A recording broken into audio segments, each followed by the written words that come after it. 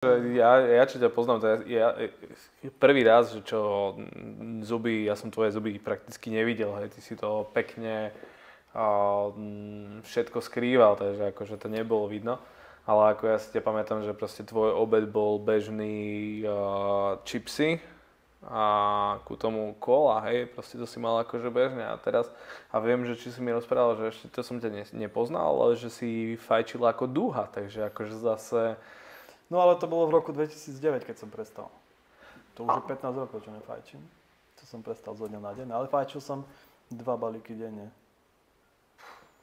Hej, lebo som mohol, lebo som mal vlastnú kanceláriu, 4 okná podkrovné, som mal ťah. Čiže hej, fajčil som a som si povedal jedného dňa krásneho, že je na čase prestať, lebo som nedokázal prestať fajčiť ani na 15 minút. Okay. Tak som si povedal, buď to prestanem raz a navždy, ale postupne som nevedel prestať fajčiť. Čiže som si povedal, že tak to musím zrobiť. A sa mi to podarilo. A dokonca to bolo deň po bratovej rozlúčke, chvála Bohu mi bolo zle. Rozlúčka so slobodou, všetci sme chlastali, na druhý deň som si už nezapálil. O týždeň mal brat svadbu, tiež som si nezapálil.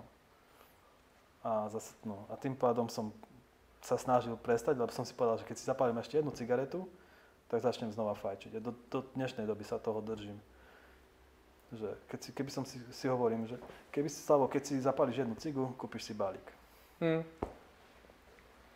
Nehovorím o tom, že som si nedal dutník, že som si nepoťahol, alebo dal som si dutník, alebo niečo iné, hej, alebo vodnú fajku. Ale vôbec potom som si povedal, že nepokračujem, bolo to ťaha to, hej? Lebo to je závislosť, ktorá sa dá odstrániť jedine tým, že ju nebudem podporovať, to znamená, že nezačnem.